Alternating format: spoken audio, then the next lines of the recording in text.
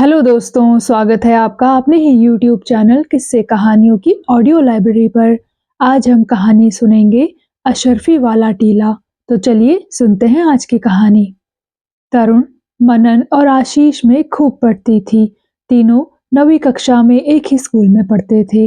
पिछले हफ्ते तरुण अपने मामा के घर हरदोई गया था और वहीं की बातें कर रहा था कि वहाँ एक अशरफी वाला टीला है।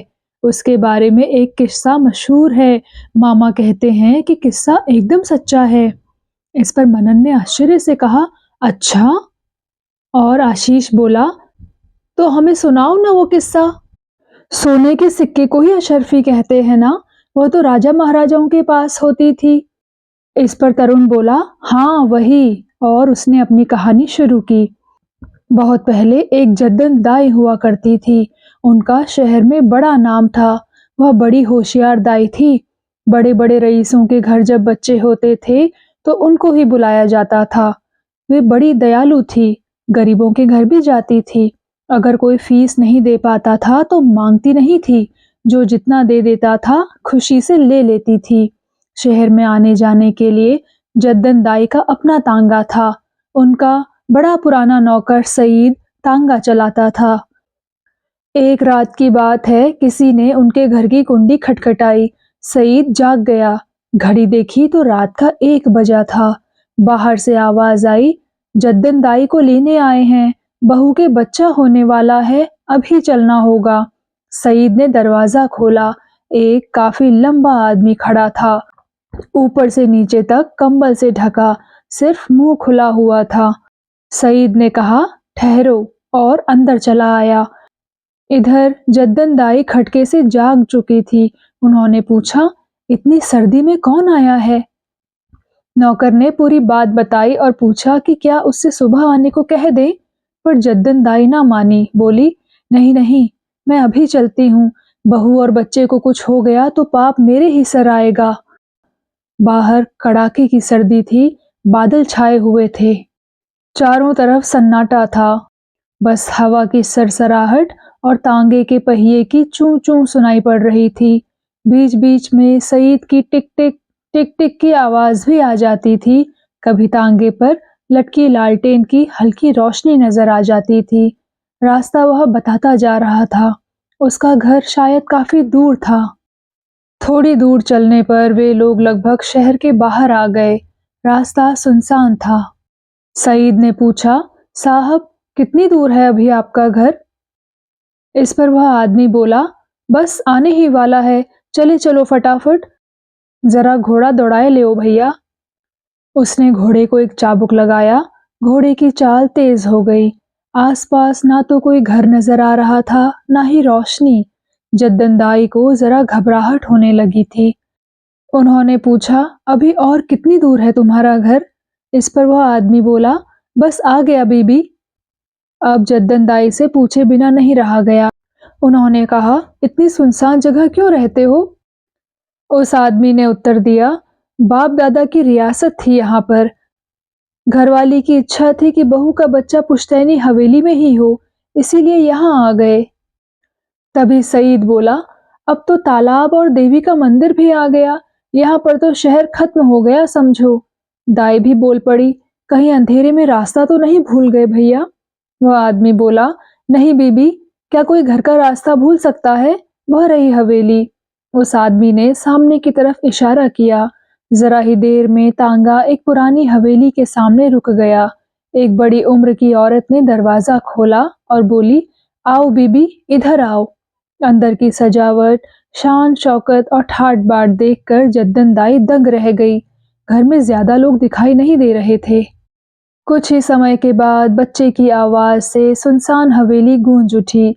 उस बूढ़ी औरत ने अपने गले से सोने का हार उतारकर दाई को पहना दिया।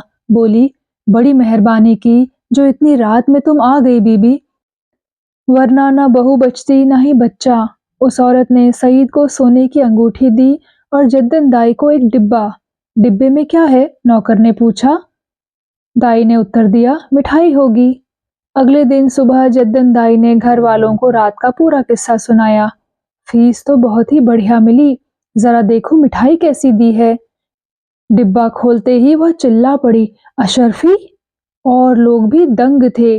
उन्हें अपनी आंखों पर विश्वास नहीं हो रहा था। डिब्बे में सोने की अशर्फियां भरी हुई थी। उन्होंने कहा, इतने रईस तो लगते नहीं थे कि सोने के इतने सारे सिक्के दे देते। कहीं नकली तो नहीं है? अशर्फी लेकर सईद सुनार के पास गया। सभी असली थी। जद्दन दाई बड़ी खुश थी। चलो सईद, बच्चे और माँ का हाल तो ले आएं।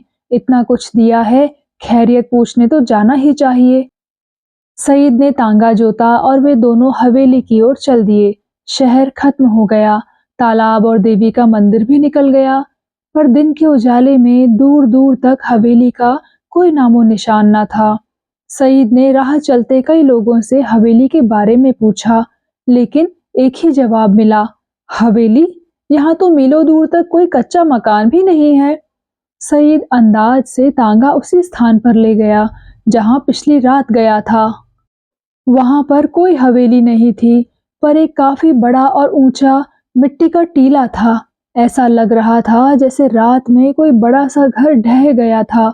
मिट्टी पर तांगे के निशान साफ नजर आ रहे थे। जद्दन दाई चिल्ला पड़ी, सईद चलो यहाँ से, कोई भूत प्रेत का चक्कर लगता है। पहले उन्हें लगा जैसे रात कोई सपना देखा हो, पर गले में हार अभी भी मौजूद था। मनन और आशीष चुपचाप सुन रहे थे। मनन ने पूछा, और अशर्फी भी है या गायब हो गई? इस पर तरुण बोला, अशर्फी तो डिब्बे में थी, बस हवेली ही वहां नहीं थी। आशीष ने फिर पूछा, फिर क्या हुआ? और मनन का हाथ पकड़ लिया। दोनों के हाथ ठंडे थे। तरुण ने आगे कहा, कहते हैं कि उसके बाद जद्दन दाई 5-6 महीने तक बहुत बीमार रही, मरते मरते बची। जब ठीक हुई तो उन्होंने अपने लिए एक आलीशान घर बनवाया। राजसी ठाठ हो गए उनके। पर दाई का काम वह पहले की ही तरह करती रही। गरीबों को भी खूब दान दिया उन्होंने। जिसने मदद मांगी उसकी सहायता की। टीले के पास एक अनाथ आश्रम बनवाया। जब तक जिंदा रही उसका पूरा खर्चा उठाती रही। फिर उनके मरने के बाद उनके लड़कों ने उस टीले पर उनकी मूर्ति बनवा दी। तभी से वह टीला अशर्फी वाले टीले के नाम से मशहूर हो गया। इतना कहकर वह चुप हो गया।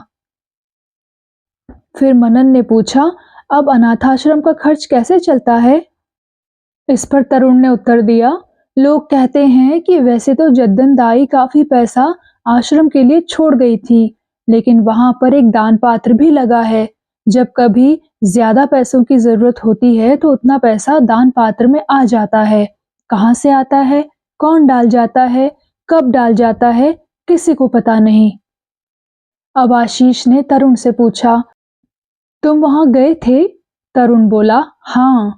मनन ने पूछा, क्या वह वाकई भूतों का घर था? इस पर तरुण ने बोला, पता नहीं। तो दोस्तों, कैसी लगी आपको ये कहानी? और आपको क्या लगता है, क्या सचमुच ये कहानी सच्ची है? क्या वाकई वहां भूतों की हवेली है, या सिर्फ ये एक मनगढ़ंत कहानी है? अपनी राय कमेंट सेक्शन में जरूर लिखकर बताइएगा। मैं मिलूंगी आपसे ऐसी ही किसी और कहानी के साथ। तब तक के लिए धन्यवाद।